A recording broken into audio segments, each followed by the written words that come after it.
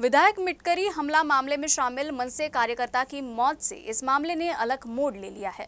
विधायक मिटकरी के घर के बाहर सुरक्षा बढ़ा दी गई है। इस बीच मिटकरी ने सभी आरोपियों की गिरफ्तारी की मांग की है। मोर्चाची साधारण एकच मागणी आहे की काल ज्या प्रकारे भ्याड हल्ला काही गुंडांनी इथं केला त्यामधले जे काही आरोपी ज्यांच्यावर एफआयआर दाखल झालाय ते सर्व त्यांना अटक झाली पाहिजे। रात्री उशिरापर्यंत 2 आरोपी अटक झाले होते, पण ते अकोला जीएमसीला भरती होते।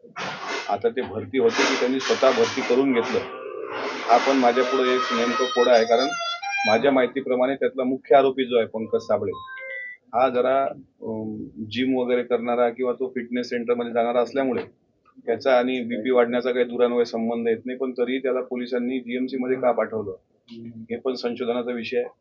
म्हणजे अशी जर पॉलिसी असेल की त्याला तात्पुरती अटक करावी, ठाकूर कोर्टासमोर त्याला हजर करावं आणि मग त्याला बेलवर जामीन मंजूर व्हावा, अशा प्रकारचं जर काही अंतर्गत कट शिजत असेल तर तो मला माहित नाही।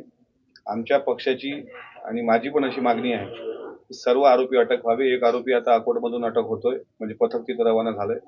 बाकी मूळ आरोपी जो आहे, ज्याचा व्हिडिओ सर्व आपण मीडिया पत्रकार बांधवांनी दाखवला की ज्यांनी चिथावणी दिली तर मिटकरीला संपवा, अशी चिथावणी देणारा जो कर्णबाळे आहे तो अद्याप फरार कुठं झाला आणि तो का पोलिसांनी पकडला नाही हे महत्वाचं आहे। मी रात्री महाराष्ट्र राज्याचे गृहमंत्री देवेंद्र फडणवीस साहेबांबद्दल पण बोललो की अजूनही आरोपी अटक नाहीत, पण सध्या तुमच्या सोबत बोलण्यापर्यंत एकूण आरोपीतले 3 आरोपी अटक आहेत, त्यातले 2 भरती आहेत, एकाला पथक रवाना झालंय, पण मुख्य आरोपी मात्र अजूनही फरार आहे।